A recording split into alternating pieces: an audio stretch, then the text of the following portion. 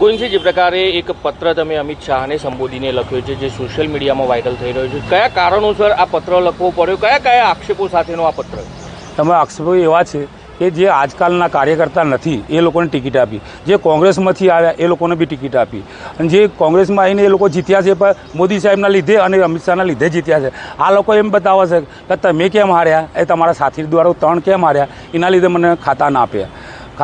પણ એ લોકોએ જે ખાતા આપ્યા છે એ લોકો એમના સંબંધી, એમના લાગવકવાળા, એમના જાતિવાદમાં, એમાં બિપિનભાઈ ઓઝા, ડિકુલ ગાંધીનો ખાસ રોલ છે. તો એ લોકો બે એક છે, ગઈ વખતે 1,52,000 રૂપિયા જે ફંડ ઉઘરાયું એ બી પાર્ટીમાં જમા નહીં કરાયું.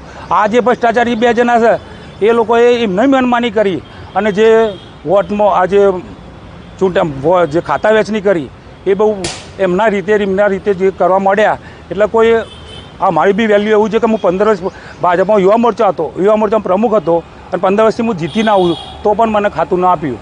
એનો વિરોધ મેં બતાવ્યો છે. પછી અમિત શાહને મોકલ્યું અને જે ગુજરાતમાં બી બધા સારા વ્યક્તિઓને મૂક્યું મેં. કયા કોર્પોરેટરો કોંગ્રેસમાંથી આવે છે અને જેઓને ખાતા મળ્યા હોય, આપનો આક્ષેપ જે પ્રકારે છે?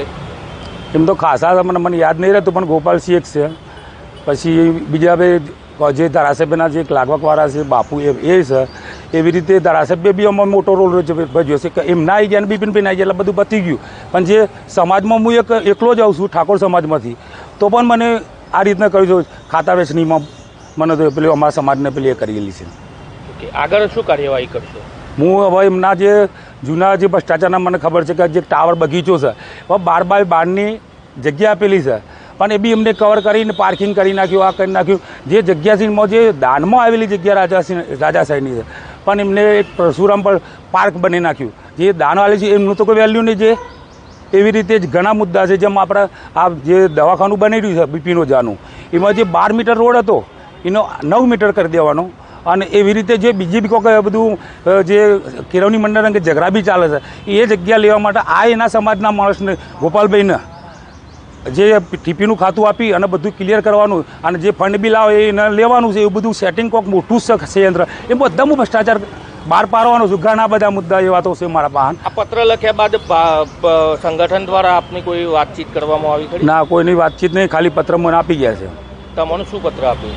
એ તમે 7 દિવસનો જવાબ આપો, તમે પાર્ટી વિરુદ્ધ તમે કામ કરો. હું પાર્ટી માટે વિરુદ્ધ કામ નહીં કરતો. હું પાર્ટીના જે ભ્રષ્ટાચારી જે કામ કરવું જોઈએ, પાર્ટીના સારા વ્યક્તિ જે જૂના છે એમને કાર્યકર્તાને નવા ઉમેદવાર કરીને ટિકિટો આપી છે, એનો જ મારો વિરોધ છે મેન. અને ખાતા બી વેચ્યા છે બીજાના નવા. શું નામ આપનું?